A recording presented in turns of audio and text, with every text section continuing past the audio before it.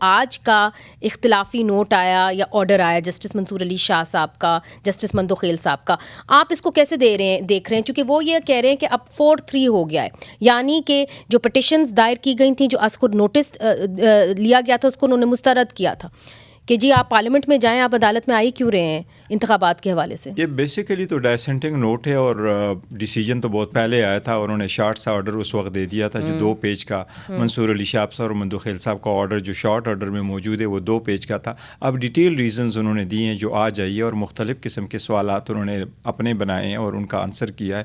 میں ذاتی طور پہ نہیں سمجھتا کہ یہ 4-3 کا ڈیسیجن ہے. ان کا یہ ورشن سے میں اتفاق نہیں کرتا. بیسیکلی یہ ہے کہ جو پہلے بینچ بنا تھا 9 ممبرز کا، اس میں سے 2 جج صاحبان نے اپنے آپ کو ریکیوز کر لیا. جو باقی 2 جج صاحبان تھے انہوں نے نوٹ لکھ کر کے اپنے آپ کو ریکیوز کر لیا. آرڈر میں انہوں نے لکھا تھا، آرڈر کے اندر ہی اختلافی نوٹ لکھا تھا. جی، آرڈر کے اندر انہوں نے اختلافی نوٹ لکھا ہوگا.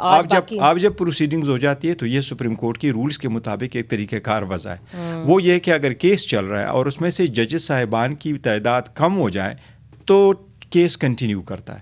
اگر ججز کی تعداد بڑھ جائے تو پھر اثر نو ری ہیئرنگ ہو جاتی ہے. اس کو اوائڈ کرنے کے لیے جج صاحبان اکثر یوں کرتے ہیں کہ اگر تعداد کم ہو جائے وہ کنٹینیو کرتے ہیں. اب آخر میں ان کی ہیئرنگ ہوئی ہے وہ 5 اور جج صاحبان نے کیا اور انہوں نے جو ججمنٹ دیے 2 نے ڈائسنٹ کر دیا. مگر بیرسٹر صاحب آج جو ججمنٹ میں لکھا ہوا ہے اس کے اندر یہ جسٹس منصور علی شاہ صاحب نے کہا ہے کہ ایک دفعہ جب آپ بینچ تشکیل دے دیں اس کے بعد آپ بینچ کو توڑ نہیں سکتے ہیں. آپ اگر کچھ جج صاحبان ریکیوز کر لیں وہ ایک الگ بات ہے، یعنی کہ اپنے آپ کو ہٹا لیں خود سے والنٹریلی، تو وہ ٹھیک ہے. مگر آپ بینچ کو ایک بن گیا، بینچ تشکیل ہو گیا تو پھر آپ کا اختیار نہیں ہوتا. انہوں نے چیف جسٹس کے اختیار کے بارے میں کہا ہے. میں آپ کی جانب پھر سے آؤں گی